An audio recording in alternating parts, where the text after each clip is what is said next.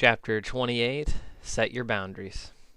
Marina Abramovic decided to not set her boundaries and she almost died. In 1974, this performance artist decided to behave like an object in front of her audience for 6 hours. Next to her was a table of 72 objects. There was perfume, grapes, a piece of bread, wine, scissors, nails, and even a pistol with one bullet in it. The instructions to the audience were written on a sign. I am an object. You can do whatever you want to do with me. At first, nothing really happened. Then people started to do things like give her a rose or kiss her on the cheek. After a while, though, people in the audience did something peculiar. Some of them moved her to a table. They spread her legs apart and put a knife in between them. They ripped off her clothes. They cut her in the neck with a rose thorn, and one person even drank her blood. Eventually, someone took the loaded pistol and aimed it right at her. The entire time, Abramovic had no reaction. Finally, when the announcement was made that the performance was over, Abramovic stood up. The audience immediately jumped back while others shied away. They couldn't face her as a human being. It was as if they hadn't realized what they were really doing until she acted like a human again. Just by showing she could move, the bullies in the crowd turned tail. To paraphrase James Altucher, 33% of people will hate you. 33% won't care about you. 33% of people will love you. I don't know why it's like that, but it is. When you don't set your boundaries, the 33% that hate you will come to you and they will take everything until you no longer remain. I learned that the hard way. I love you. I don't want you to take the scenic route to learn this. I want you to know it now. If you don't set your own boundaries, someone else will set them for you. Someone else could decide that you have no boundaries and they will take from you until you die or you stop them. A lot of times we don't set boundaries because we fear how the other person will react. They may hate us, we might lose that connection. We lose balance between our health and our fear of everyone's reactions. When you set up your boundaries, bullies tend to organize their behavior around the new you. In the Marine Corps, there is an old tradition to let your unit slam the chevron pins of your new rank into your chest until you bleed. Official policy says this is hazing and it won't be tolerated. Old habits die hard. When I was being promoted at my first duty station, 3 of my fellow Marines entered my room for the private ceremony. "Rowe, it's time," one of them said. All I did was stand up and say, "No, it is not," in a calm voice. "Oh, come on, man, we're just joking around." I take 1 step forward. "Good," I say. "You can't take a joke, Rowe," one said as they walked off. Sometimes all you have to do is stand up. That's all Abramovic did. I would rather fight for my boundaries than let a vampire get my blood. I'm glad they didn't fight me or use force. I have no control over what they would do. When bullies push the boundaries, phrases like "give me liberty" or "give me death" start popping up. Sometimes we have to set boundaries for others who don't have bad intentions. When I was in elementary school, I had a long bus ride home. Often there was a kid that sat next to me who reeked of a stench that made me want to puke. He really seemed like he wanted to talk to me. I didn't like the idea of turning him away. I didn't understand boundaries yet.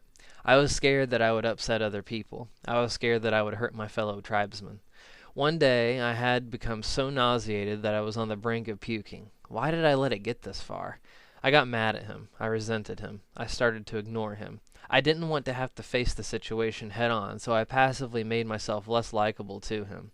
I don't know what his situation was. I don't know why he smelled like that. Did he live in a home with no running water? It's possible. I just felt bad. Boundaries are confusing when you are 7.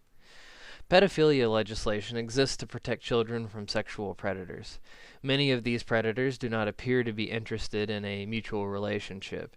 There are organizations that believe that pedophilia legislation should be repealed. They argue that those laws infringe on their rights to pursue happiness and exercise freedom. Let me be clear. Those laws aren't in place to limit the freedoms of the pedophile. They are in place to protect the rights of the children. I believe that should be self-evident. The Dateline show To Catch a Predator showed how many pedophiles would try and take advantage of children. Pretty much every time the adult is not forthcoming with the child. If they were, the child probably wouldn't agree to meeting with them. Most kids probably think it's cool to drink alcohol. They want to be an adult too. The child is not aware of the boundaries they need to protect themselves from the sexual predator. 99% of the people I have ever been attracted to are people with whom I never get to have intimate relations. That doesn't mean I lie to them, start trying to intoxicate them, or try to make moves on them when they have no ability to judge a situation. Luckily, society passes certain laws to provide boundaries to those who need it. There are certain mental faculties that remain to be developed when we are young. When I was guarding embassies for 3 years, there was a joke that was made among the younger Marines.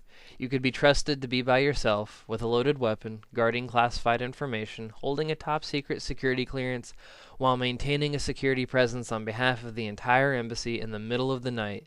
But you can't be trusted with alcohol. You're 20. You don't know any better. When others set your boundaries for you, you really don't know what you're going to get. Why is the age of 18 or 21 important? Nothing in particular. There are probably a good number of younger teenagers who are perfectly capable of setting their own boundaries while maintaining impeccable self-responsibility. Likewise, there are plenty of people I know who are in their 20s, 30s, or 40s who could be enchanted by an infomercial or convinced of a con because they just don't know any better. Some people may go their whole lives without setting healthy boundaries. Administrators have to pick a number. The real number will be different for everyone. No one can predict when anyone else is ready to take care of their own emotional, spiritual, mental, and physical health by setting their own boundaries with other people. How do you know what your boundaries should be? A good rule of thumb is to always protect your health.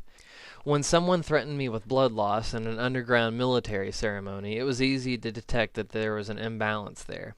What if someone you know complains all of the time? If this starts to negatively affect you, start to ignore them when they complain. James Altucher has a fantastic technique where he trains his friends to behave better around him. If someone calls him and they start complaining, he just says, "Okay, bye," and hangs up the phone. They can call back. They can talk about anything else. Altucher just doesn't let the complaining into his life.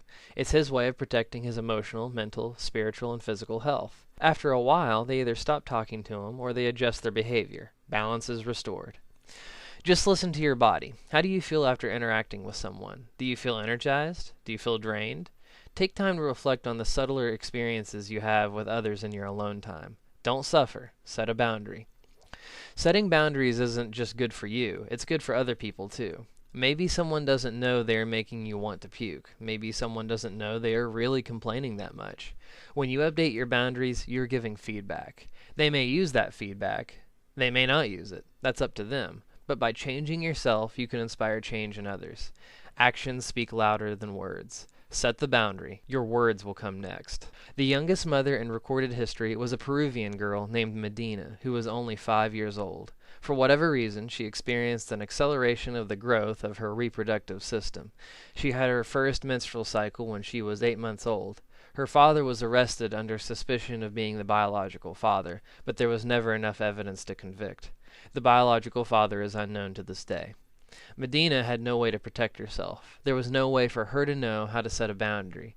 Just because you set a boundary does not guarantee your safety, but setting your boundaries is the first step you can take in loving yourself. You will only tolerate as much abuse from others as you will tolerate from yourself. Your boundaries define your self-respect. When you respect yourself, you don't need to get respect from others. You become less dependent. You start to emanate abundance. You can start giving. Become more conscious, get healthy, don't be scared, set your boundaries. People will value it more than you think.